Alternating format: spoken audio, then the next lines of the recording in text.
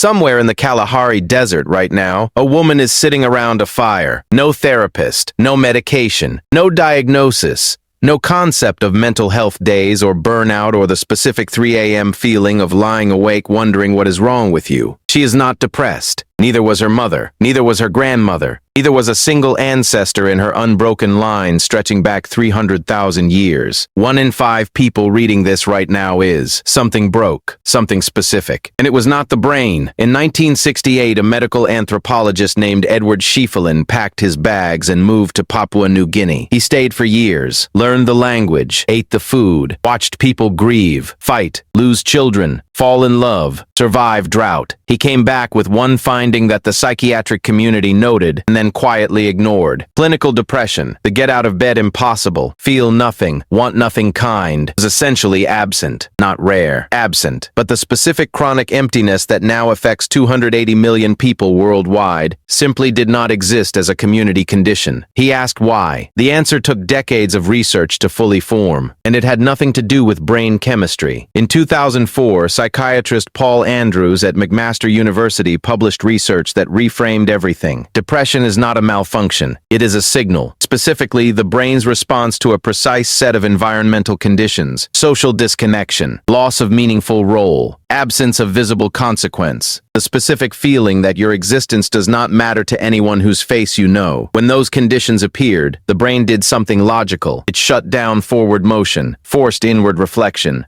produced withdrawal, low energy, inability to feel pleasure, symptoms that directed the organism's full attention toward what was broken so it could be fixed. Depression was not the disease, it was the alarm. The problem is that modern life created the conditions that trigger the alarm continuously, and then removed the only things that could turn it off. Here is what those things were. Anthropologist Christopher Boehm spent 30 years analyzing hunter-gatherer communities across 6 continents. One finding appeared everywhere without exception. Every individual was necessary, not appreciated, not valued in the annual review sense. Necessary. The hunter whose tracking knowledge located water during drought kept specific children alive. Children with names. Children whose faces he saw every morning. The woman whose plant knowledge identified safe routes in that specific season maintained a library in her memory that stood between the group and starvation. The elder who remembered a water source unused for 11 years was carrying infrastructure no one else held. You could not be replaced, not by anyone younger or more efficient. Your specific history inside that specific group was irreplaceable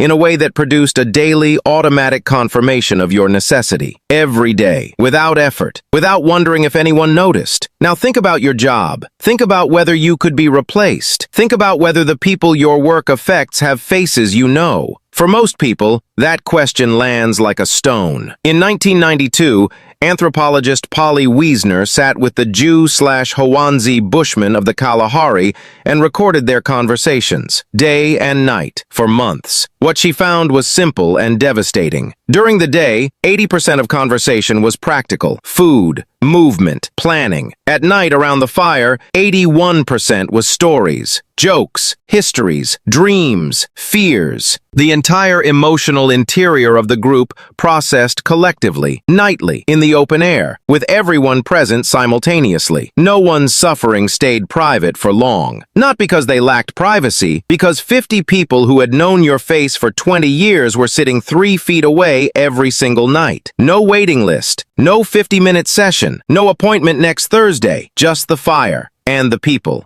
every night, for 300,000 years. Then there is the thing nobody talks about in mental health conversations: touch. Neuroscientist Matthew Hertenstein at DePaul University spent years measuring what routine physical contact does to the human body. Not romantic touch, not therapeutic touch. The ordinary, unremarkable contact of people who live close together and trust each other. Routine touch produces sustained oxytocin release. Oxytocin reduces cortisol. Reduced inflammation is the biological state most associated with stable mood and psychological resilience. Hunter-gatherer communities were physically intimate in ways modern culture has redefined as intrusive. People slept in physical proximity, groomed each other, touched continuously in the course of ordinary daily life. The oxytocin baseline that routine touch maintains was not something they sought or scheduled or paid for. It was simply what being alive inside that group felt like. You can have a full social calendar, a phone full of contacts, a therapist you see weekly, and still run that deficit every single day. Because none of those things provide what the body was built to receive from the continuous, unremarkable physical proximity of people who have known your face for years. One more thing the ancestral community had that modern life quietly dismantled: the grandmother. Anthropologist Kristen Hawkes at the University of Utah spent decades studying why human women live for decades past reproductive age. Her conclusion pointed directly at psychological protection. A grandmother in a hunter-gatherer group was a living archive. She had watched the current adults be born. She remembered the droughts the young had never seen. She knew which conflicts had resolved and how. She carried the long view. When someone was struggling, genuinely struggling, she was often the first to respond. Not with technique, with history, with the specific knowledge that this darkness had visited before, that it had passed, that the person across the fire had survived harder things than this because she had watched them do it. That knowledge, that suffering is not permanent and not unique, is one of the most powerful protections against depression that exists. Modern life dispersed the grandmothers, placed them in separate houses, separate cities, separate facilities, replaced their living archive with the internet, which holds information but not history, which provides data but not the specific memory of your specific face across your specific years. In 2022, neuroscientist Andrew Huberman at Stanford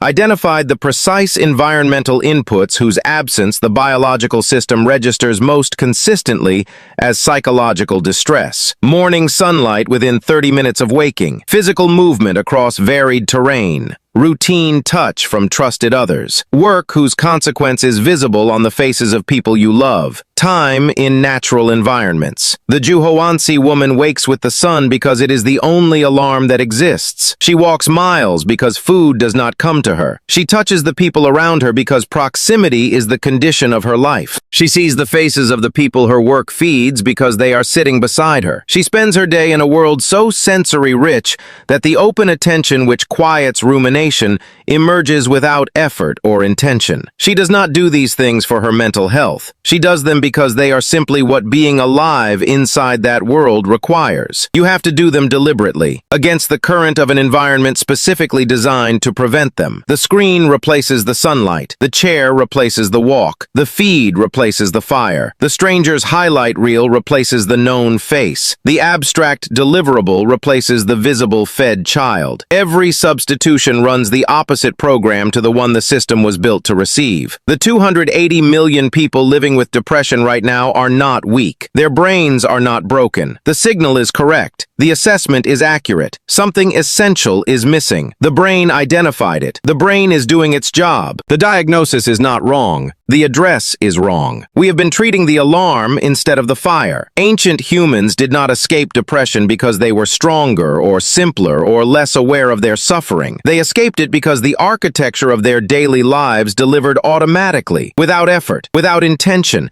without any concept of mental health, the precise inputs the human psychological system was built to require. The woman in the Kalahari is not enlightened. She is not special. She is not doing anything remarkable. She is simply living inside the world the human brain was built for. And the brain, given what it was built for, does exactly what it was always designed to do. It works.